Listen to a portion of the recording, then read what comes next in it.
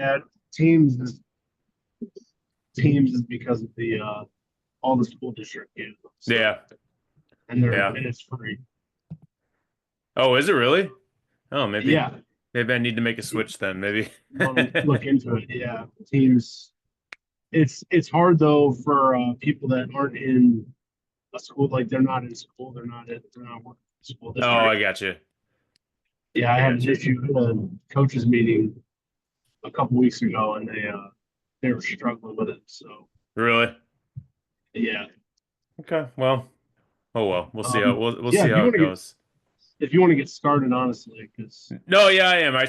We're recording, so anything you say is going to be held against you now. So you yeah, better watch it. But um, no, so it's good to have you, man. I'm glad we finally been able to kind of get you on here. I know you and I have been. I was looking through.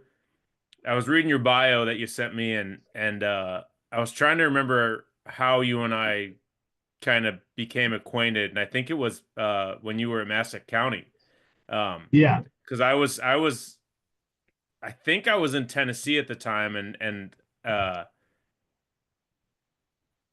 whoever who was the head coach at one point down there that came from Florida and then went back to Florida. I know it wasn't you, but it was John Moore.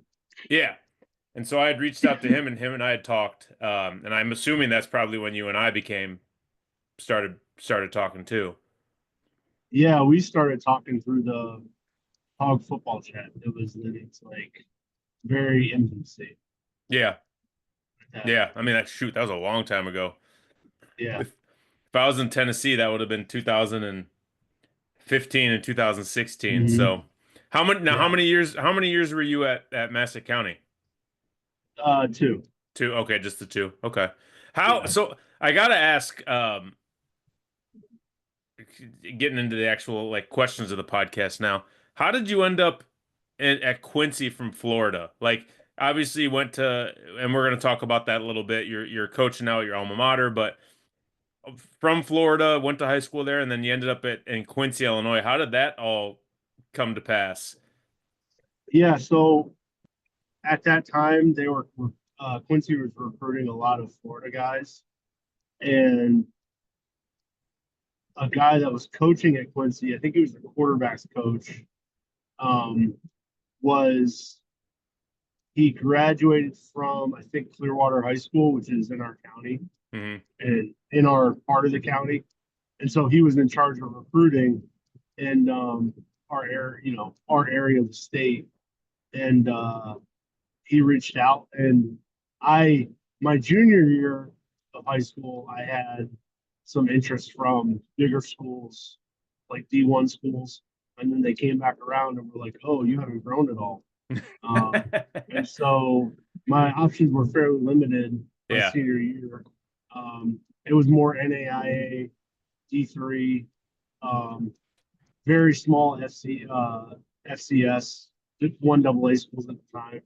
So anyway, they invited me to a recruiting fair in Jacksonville, and I went. And I think there were maybe 15 to 20 guys that were there Hmm. from all over the state, and I got to know a couple of them, and went with my mom, and she got to know a couple of the parents, and the the head coach had been at the time had been doing that for a while, and so he had a pretty good pitch. Okay. Uh, and then this was probably in like February, and so I ended up taking a visit while they were in spring ball, so that would have been around like spring break for us, and then yeah, I mean, I didn't really have any other options, and the financial package was good, and Yeah. you know, back way back then, you didn't really need much when it came to like gear, and NIL wasn't a thing and all that other stuff. Right. So it was like the two questions they asked me on my recruiting visit were actually three questions. One was, what number do you want to wear and why? And I told them 99 because of SAT, Warren SAT. And then two was, what are your goals when you come here? And I said, I want to play as soon as possible and graduate in 4 years. Hmm. And then the third one was, we had film against our playoff game, or in our for our playoff game, and I was the nose, I was the zero over the center, and I was the yard off the ball. They wanted to know why, and our scheme was essentially for me to read the center guard block and shoot that gap. Okay. So that was the scheme. So anyway, that At least, was hey, at least it showed they watched your film though, right? oh yeah. Well, I actually watched, and that was VHS days, and Yeah. they had my VHS, and our head coach Mark Everett he didn't do cut ups really. He just sent whole games, Right. and so he sent that game to them, and they they watched it and they wondered, so they asked me. Yeah. So anyway, yeah, that's the short story long of how I got to Quincy. No, that's cool. That's cool though. I guess I didn't realize. I'm sure if I went back in time, and looked at the roster, they probably did have a bunch. I mean, were there quite a few Florida kids then? Like when you in your time there, did you guys have a big Florida connection? Yeah, yeah. So we would carpool back and forth during long holidays because I had a SUV, and so there were guys from Hudson, Florida, which is kind of near in the Tampa Bay area, and Hmm. so I'd ride back with three or four guys, and we actually would drop a kid off at in Atlanta on the way down and pick them up on the way back. Yeah. So yeah, so it was, and I could have my car during the break. So it was Right. yeah, there were I would say probably 10 to 15 at all times on the roster Yeah. while I was That's there. cool. Yeah. I mean, that's for you probably again being away from home and all those guys. It probably felt comfortable having that your own little clique, so to speak, within the football organization as well. I'm sure that kind of was a nice little comfort for you all. Yeah, it was nice, especially my freshman year when Yeah, you get homesick and all that stuff. So yeah. yeah. Well, it turned, you graduated in 4 years and then you became graduate assistant. Was that part of the plan, like at any point, or was that just you got done with college and you were kind of like, I have no idea what the hell I want to do in my life, or did you know coaching was kind of the path you were going to go down? I didn't know it was the path I was going to go down. I knew I wanted to coach, but Hmm. the path was, and just like most coaches, the path wasn't necessarily well thought out. And Right. so my main thing was I wanted to get back home. And Okay. so I did, and I was home for 3 or 4 years, 3 years or so. And I had an opportunity to go up and be a GA.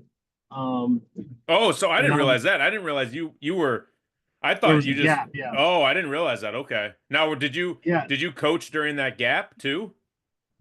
No. So, well, I was Okay. a volunteer assistant at Dunedin for like a year, but I was mainly working a sales job for Kraft Nabisco and doing that kind of thing and trying to just kind of like get my footing there. And um, so, and it wasn't something I wanted to do. It wasn't, it wasn't me. So Right. I reached out to my head coach who was still there, and he said they had a GA spot open, and I could apply to the graduate program. And if I got accepted, then I could come up. So when I, so within like less than a month, I got accepted. I told him I was coming up, and then he got fired.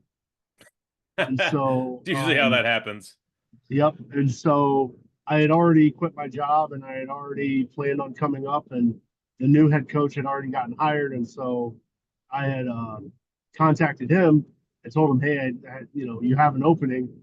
I had this agreement with the last head coach. I'm an alumni and all this stuff. And he's like, yeah, and we talked, we did like a phone interview. Hmm. And he's like, well, come up and, we'll do another interview face to face. And then, we'll see, we'll bring you on. And they had luckily brought me on.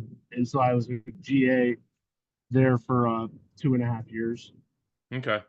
Did you um did you find that difficult? Like, because I'm sure. Well, I guess probably not so much because a lot of the guys you played with were probably gone or Yeah, on they, their way out. So there probably wasn't that weird sort of um awkward stage when you're coaching guys you played with at all, was there? No, not at all. And there never has been, which it's, that's kind of a blessing. And that's something I make sure to carry with me. And, if I'm in a position to hire coaches, I kind of try to stay away from guys that are maybe too young or that have played with other guys that are still playing. And because of that, Hmm. because I heard kind of horror stories about guys that I played with at Quincy in my undergrad that stayed on as GAs, and they it didn't fare well for them because of there was no age gap, Sure. and they had played those guys, and there was no respect for those guys as coaches, and not only that, they couldn't handle being a coach, like they weren't mature enough for that. So Right. um, Right. yeah, that yeah. No, it's I mean that's I've again like you I've heard horror stories as well. I personally I think I had a unique experience because I got my last year of college our quote unquote GA student assistant was Derek Leonard. So that Oh, was kind okay, of yeah, so that was kind of unique experience where he knew he was gonna want to be a coach and was, sure. bought in 100% to it and there was never an issue in regards to that. But um did did you do you think the graduate assistant job helped you like be a better coach, or do you think it was just I don't want this to sound the wrong way. Do you think it was just a resume filler, or do you really think did you get some value from that experience? So yeah, I got a ton of value from that experience. And the only reason for that is because it was essentially my first coaching job, Yeah, and I didn't know anything. Like I didn't know. All I knew was X's and O's. right. Um, and so and even that I didn't. I knew what I knew. Um, but I was really lucky. The I don't know if he's the defensive coordinator or the co-defensive coordinator, but he helps run the defense at Catawba. Um, Thomas Hubbard. He came Oh yeah, on. yeah. Well, yeah, he came on at Quincy. I think the same year that I came on at Quincy, and I was the D line GA, and he was the D line assistant. And so, sorry, I'm No, you're good. trying to find a parking spot. So he kind of without even we built a strong bond very quickly, and he mentored me kind of through that process, and he had been that was only his second job. He played at Catawba, and that was his only coaching job he had after graduating. Hmm. And so he kind of knew a little bit more about the process than I did. But yeah, he and I have stayed in touch obviously since then, and he's had his path as well as I've had my path kind of go in different directions. So Right. um, and so yeah, he's been a really really good friend obviously, but somebody that I can kind of lean on with questions about the profession and things like that. So Yeah. No, that's cool. Yeah, he's I've talked to him a couple times. He's a good guy. I didn't realize he was had spent some time at Quincy though. It feels like that's a place a lot of coaches have spent some time at kind of mhm. on their path a little bit. But it that's good. Um, Well, you know, I- and sorry to no, kind of no. and another thought on that.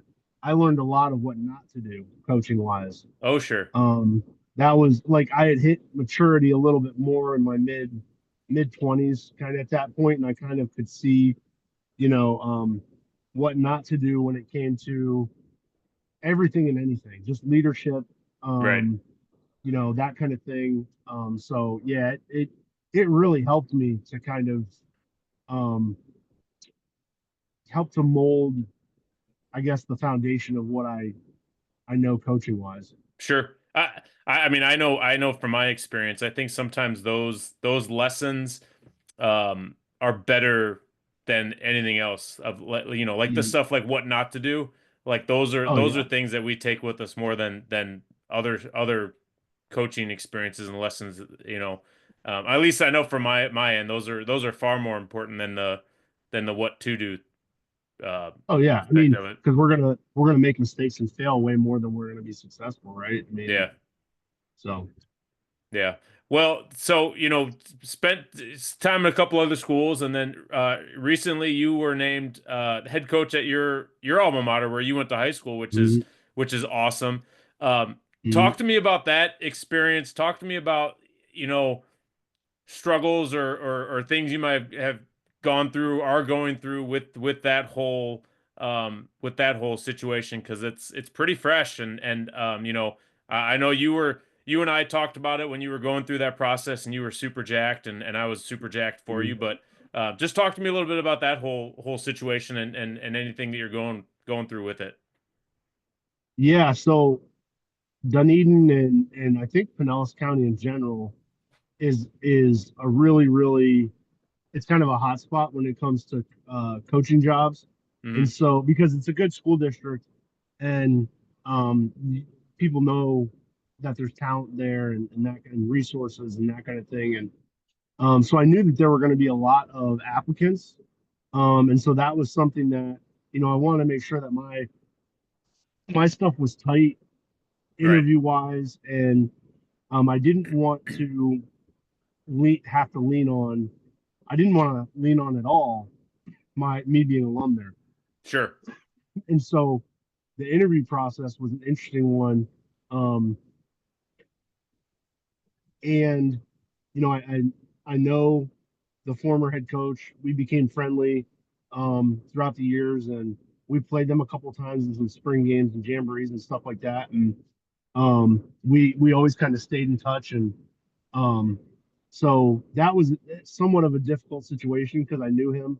Yeah. Um, but he had been there for I think 7 years before I got there, um, and he did a really good job of building building a foundation and um, expectations with certain things like behavior and GPA and grades and stuff like that. And Hmm. so I mean, the struggles that I'm having are any struggle that any new head coach would have at the high school Sure. level, where it comes to like upperclassmen buying in, um, you know, getting my feet underneath me when it comes to the process of how they do things administratively.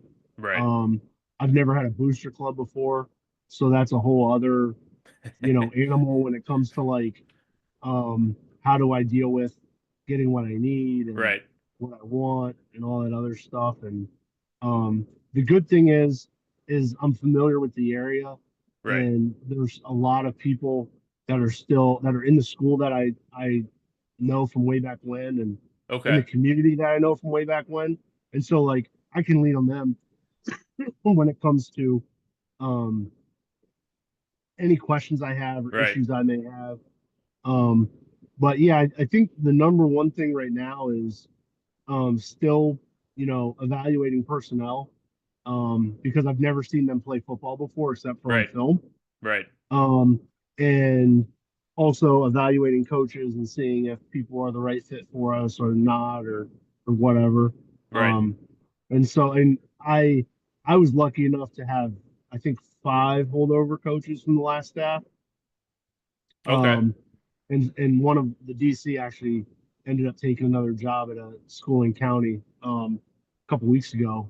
Um, so, but other than that, we still have I think four that are on staff that are great resources, have great relationships with the players. Right. Um, Two of them are on campus, so that's a huge help. Yes. Um, Because but you're yeah, on campus, right?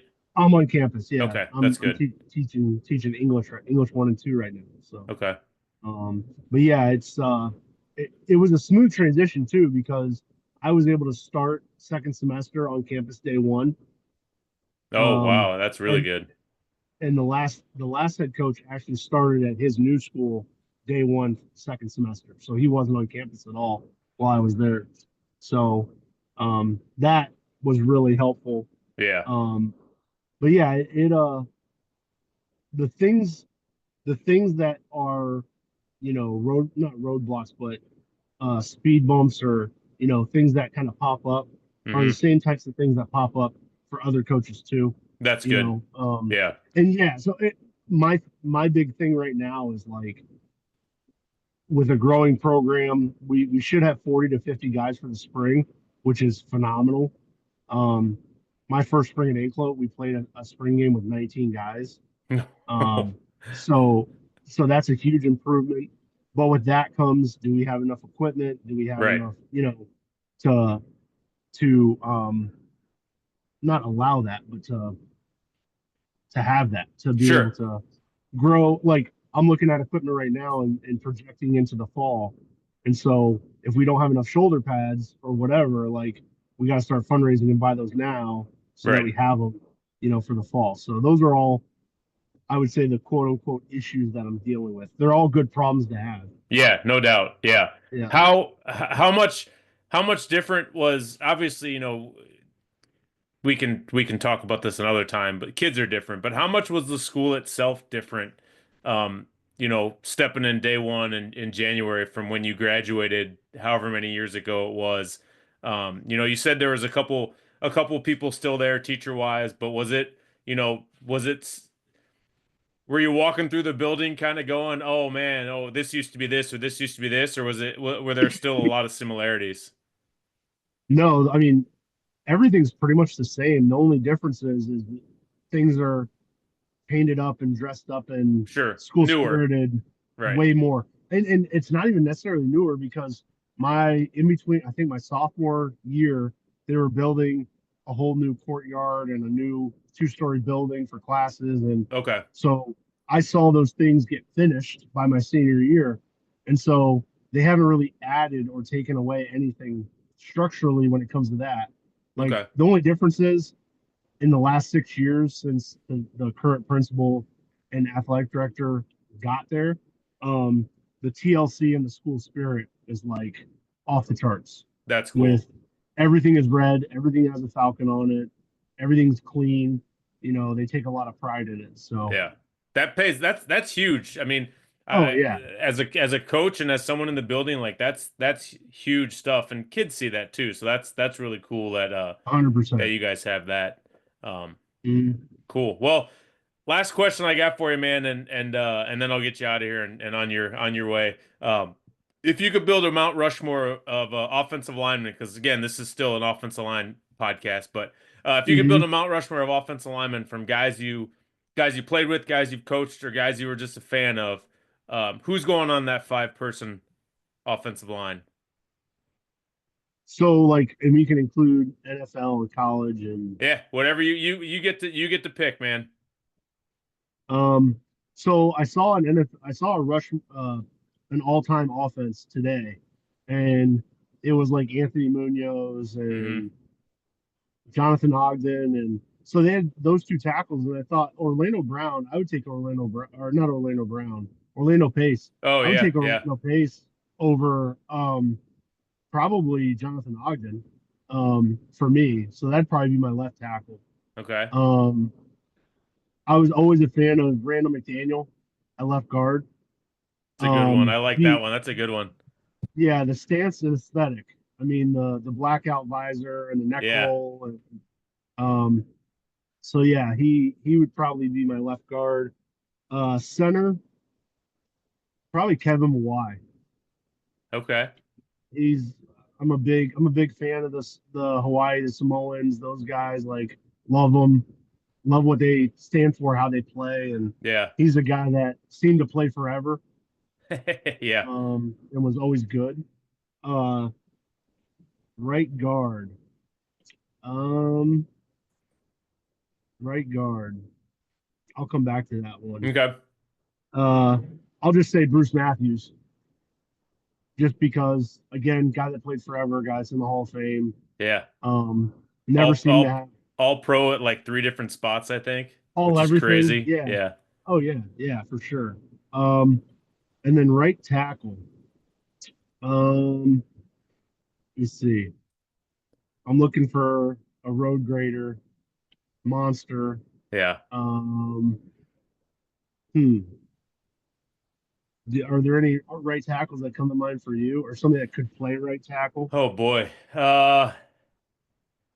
Now I'm trying to think of like the elite right tackles. I don't know. I can't. It's so funny. Like football, we always think of like left tackles. Like you We never could name think. 10 or 12 I left know. tackles right Yeah, now. I could name all those guys off the top of my head, and like now I'm thinking of a right tackle, and I'm just like drawing an Willie absolute Anderson. blank. There you go. I can Willie go with that Anderson. one. That's a good one. Willie Anderson played for a long time and Yeah, was a stud, and he was on some bad Bengals teams, but they always seemed to be able to run the ball. yeah. Um, so yeah, I'd say Willie. That'd be a pretty good offensive line That's a from pretty there. good O line. I think you could do some damage with that O line for sure. But Yeah. all right, well, Coach, do me a favor. Before we get you out of here, drop your Twitter handle and anything else the listeners need to know. Do you hear me? Did I lose you? You still there? Yeah. Sorry. No, you're good. All right. Yeah, before we get you out of here, drop your Twitter handle and anything else the listeners need to know.